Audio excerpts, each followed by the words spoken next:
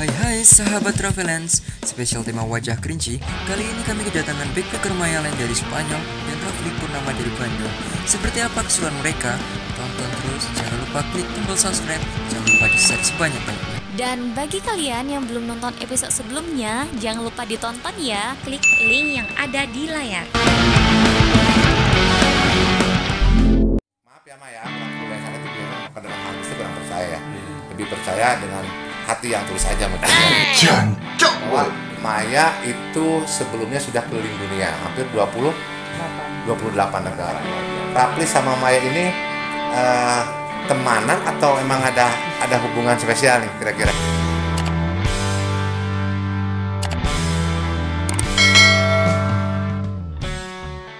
Jadi perjalanan kita dimulai dari tanggal 20 Oktober. Itu berawal dari Jogja, kita berdua mulai goes, habis itu masuk Pulau Sumatera bulan November. Bulan November. Nah, dari situ kita menyusuri jalur lintas timur sampai tiba di Aceh itu bulan Desember. Bulan Desember. Ya, tapi karena kita di Aceh juga kan wisata alamnya banyak, jadi kita keliling Aceh Smart people. sampai ke Sabang bulan Januari, habis itu lanjut lagi perjalanan dari Sabang bulan Februari, dan sekarang udah tiba di Kerinci. Ini bulan ke-6, masuk bulan ke-6. Bulan ke-6 ya. dari mulai perjalanan ya. Ya, jadi udah 6 bulan perjalanan dengan sepeda keliling Sumatera. Oke, mungkin kalian berdua punya pengalaman pahit dan manis selama menjalani bersepeda dari Jawa sampai Sabang ya. Kira-kira apa sih yang kalian dapat selama perjalanan, ataupun ada beberapa daerah yang kalian rasakan selama menaiki sepeda, menaiki sepeda berjalan, ada rasa, bu ini paling serem nih daerah nih, ataupun ini indah banget nih. Ini kira-kira daerah mana nih?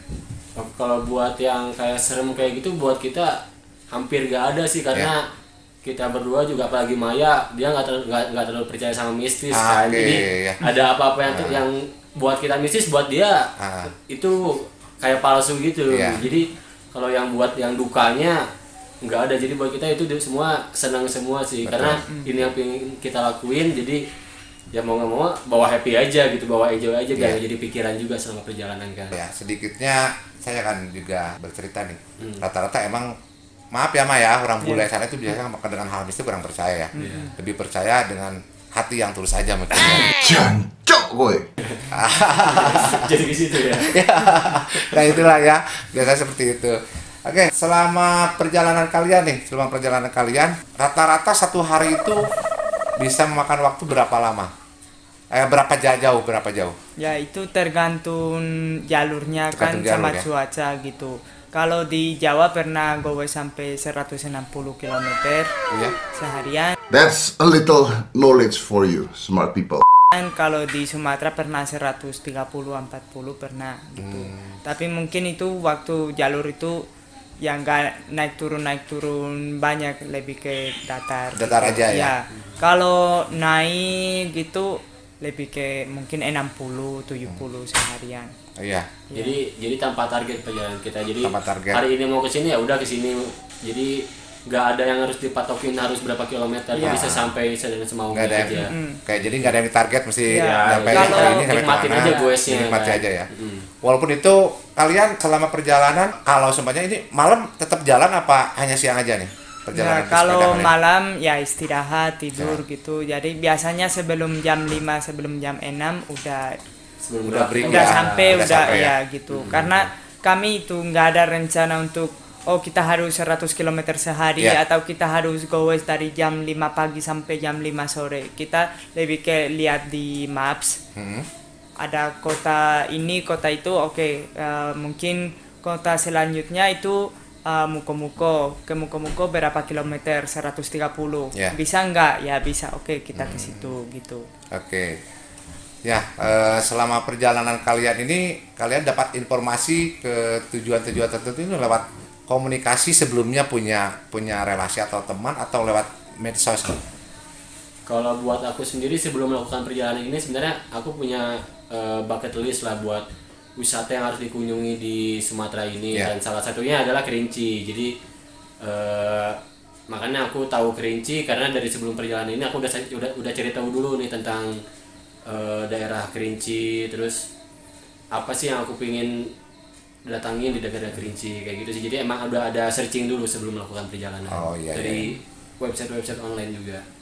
Oke, ya sangat luar biasa ya. Sangat cerita perjalanan bersepeda kalian berdua ini. Cuman saya penasaran nih, teman-teman yang di luar sana juga penasaran nih. Kalian kalau nggak salah ada sebuah misi juga nih bersepeda kalian berdua. Saya sempat mantau juga ada yang misinya itu kalau nggak salah Zero Waste Go West ya. Apa sih itu Zero Waste Go West itu sebenarnya? Ya, jadi Zero Waste Go West itu mulai dari hidup kami kan itu zero waste, maksudnya kita yang nggak bikin sampah, kita mengurangi pemakaian plastik. Sama kalau kita ada sampah plastik, kertas atau organik itu ya kita pisah dan bawa ke bank sampah gitu. Jadi karena kami mau goes dari titik 0 Jogja ke titik 0 Sabang itu kan Sido sama Sido Waste gitu, jadi Sido Waste Go Waste. Itu mulai karena juga sekarang banyak orang setelah COVID ini banyak orang yang ada hobi naik sepeda atau naik gunung gitu, kayak go green, cinta alam gitu, tapi mereka nggak bawa tumbler, selalu bawa botol aqua gitu. Jadi maaf ya, botol mineral mungkin ya. Kreator sampah. Jadi karena mereka kayak yang pengen pergi jauh gitu, mau minum, jadi langsung beli botol gitu. Kami mau kasih lihat ya 6 bulan di jalan bisa ya jalan dan minum tanpa beli botol plastik. Jadi kita 6 bulan perjalanan hampir kayaknya nggak pernah beli air botol kemasan. Jadi kita selalu isi ulang di depot air atau di tempat yang ada isi ulang buat galon sih kayak gitu. Walaupun pas kebetulan daerah tersebut ada mata air juga mungkin bisa mati. Tapi kalian sempat untuk karena Sumatera ini ya khususnya Sumatera ini area atau daerah itu banyak hutan, dan apalagi udah ke arah barat sana ya. Nah, ketika kalian kehabisan air itu, apakah kalian sempat untuk mengambil air minum itu dari mata air?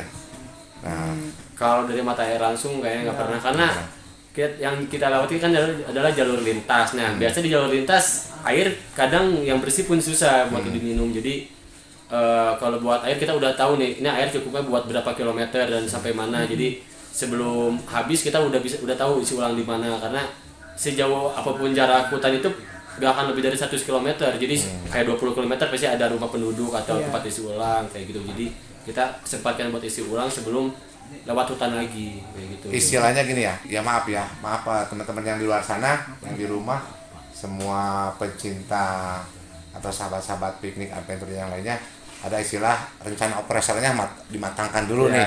Kita berarti itu juga itu Araplit sama Temaya juga mungkin sebelum melaksanakan kegiatan goes ini rencana operasionalnya sudah disetting ya, sudah di plan ya, dan sudah diukur ketika perjalanan ini mesti bawa air itu berapa jam ya.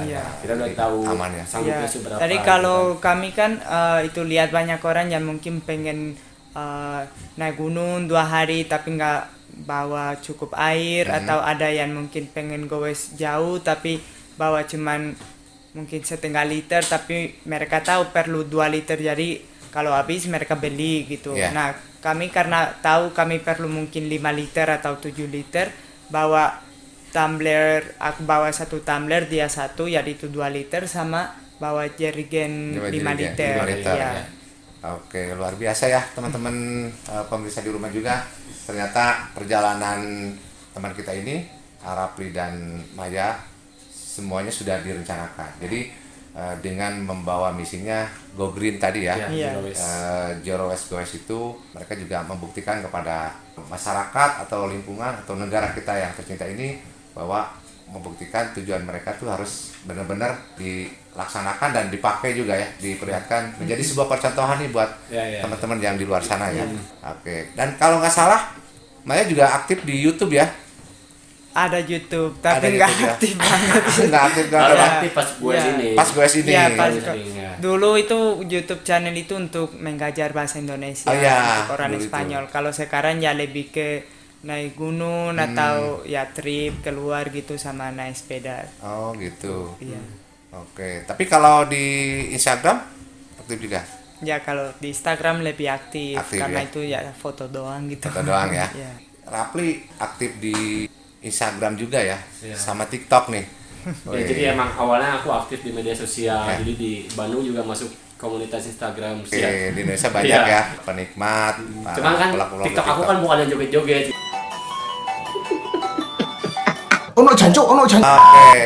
Jadi TikToknya Rapli apa nih kira-kira? Perjalanan gue sini sih. Perjalanan gue aja. Perjalanan gue. Boleh mungkin biar nggak penasaran nih teman-teman di rumah bisa nanti dipraktekkan cara TikToknya seperti apa.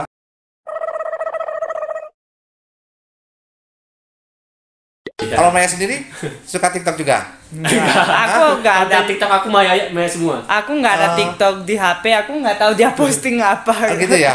Oh iya. Ini ngobrol-ngobrol, kita maaf ya nih agak telat juga nih. Kalian mau minum apa nih? Boleh minumnya. Mau apa? Sedang apa? Apa ya? Signature di sini apa nih? Kopi di sini, karena kerinci ini identik dengan kopi dan teh. Kalau bisa kopi ya dan kopi. Kopi ya? Iya, Tanpa tapi gula. pahit. Nah, biasanya kopi juga kan tergantung selera nih. Ada yang suka manis, seperti saya mungkin ya.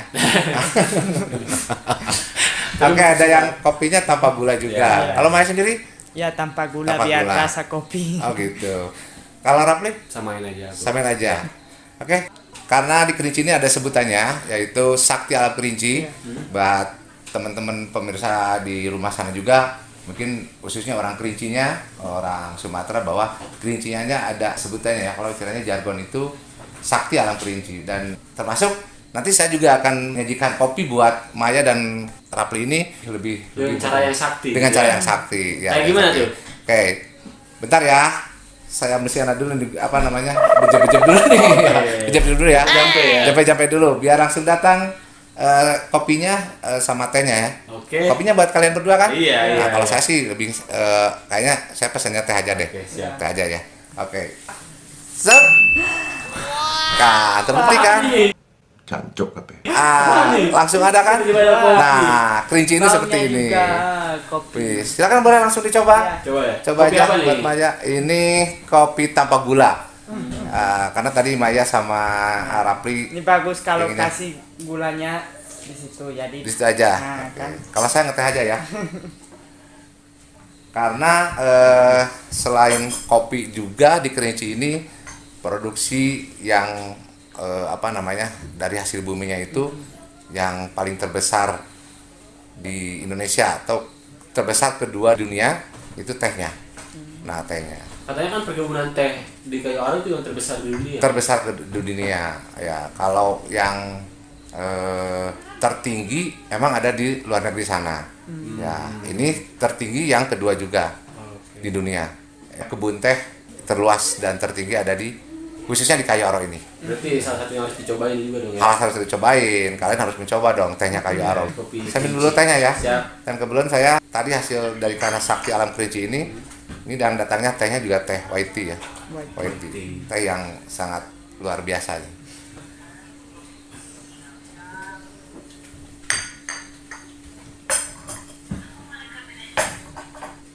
Seger banget ya. Gimana rasanya Rapli sama teh Maya kopinya? Kopinya enak sih. Enak ya? Iya, enak. Ya. Karena Kerinci kan. kopi ini ada tumbuhnya di dataran Kayu Aro ini, khususnya ketinggiannya 1400 mdpl. Makanya hasil produksi kopinya sangat luar biasa. Termasuk tehnya juga. Nah, ini yang penasaran juga nih buat Maya sama Rapli. Ada keunikan ketika kalian berdua itu bersepeda. Ya, bersepeda. Nah, ini yang uniknya tuh kalian tempat barangnya itu kan biasanya kalau para goes itu bahannya itu terbuat dari tas nih. Tas kain ya, bahan kain ya. Tasnya ada yang di belakang, samping kanan, samping kiri, sampai pun yang di depan. Nah, yang penasaran teman-teman di luar sana, termasuk kita juga penasaran, kalian ini lebih unik lagi nih. Ternyata dari jerigen itu, jerigen bekas. Ya, dari jerigen bekas. Jadi gimana tuh cara buatnya ataupun siapa buatnya dan maksudnya mungkin gimana? Asal usulnya kenapa jerigen kali ya? Ya. Kenapa jerigen? Pertama itu kan recycle dan itu pas banget sama perjalanan kita. Ya, misinya itu ya. Jadi kita mendaur ulang sesuatu yang bekas menjadi baru lagi, dan itu jerigen itu jadi baru buat tas sepeda kita, dan unik juga kan. Jarang orang lihat tas jerigen gitu, paling yang buat jual minyak, jual ikan pakai jerigen ya kan. Cuman kita itu jadi tas buat touring kita. Kalau cara buatnya gampang sih, tinggal dibelah aja bagian atasnya. Habis itu tinggal yang atasnya tinggal dilebar-lebarin gitu. Kita tinggal dimasukin aja.